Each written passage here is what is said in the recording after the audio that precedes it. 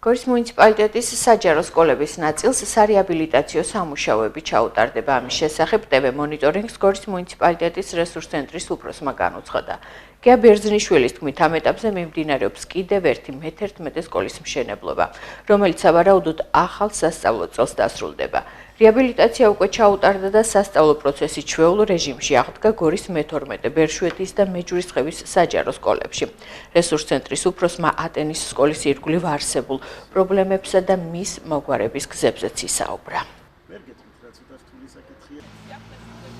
გორის მუნიციპალიტეტში არის 67 საჯარო სკოლა. ამ საჯარო სკოლებიდან რეაბილიტაცია ამ მომენტისთვის მიმდინარეობს.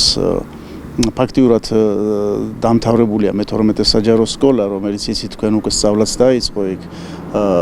ბერშვეთის საჯარო სკოლაში დაიწყო წლევანდელ წელს და მეჯვრისხევის საჯარო სკოლაში.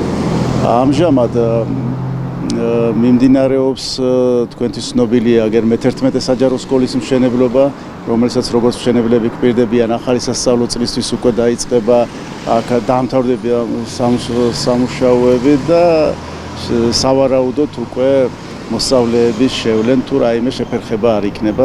არის პრობლემები ატენის საჯარო სკოლასთან დაკავშირებით, ამ სკოლასთანაც მიდის უკვე მოლაპარაკებები, ძველი კორპუსის რეაბილიტაციასთან დაკავშირებით და ამავე დროს ახალი სკოლის დაწყებითი სკოლის მშენებლობასთან დაკავშირებით და სავარაუდოდ ესეც უკვე გამოცხადება ტენდერი ამ დღეებში, ან ამ მომდევნო თვეს სავარაუდოდ ესე ვფიქრობ, დაიწყება რეაბილიტაცია მერეთის საჯარო სკოლაში, სრული რეაბილიტაცია მარტის დასაწყისში უკვე სკოლა გადავა ტყვიავის საჯარო სკოლაში და როგორც გვპირდებიან, აქაც ყოველ შემთხვევაში ახალი სასწავლო წლისთვის არა, მაგრამ სადღაც ალბათ მომდევნო წლისთვის უკვე წლის დასაწყისისთვის უკვე იქნება გარემონტებული. ახალი გათხოვვის სისტემა დამონტაჟდა სეღდულეთის საჯარო სკოლაში, ისინი აქამდე ღუმელებით შეშით თმებოდნენ და ესეც ძალიან კარგი ფაქტი არის.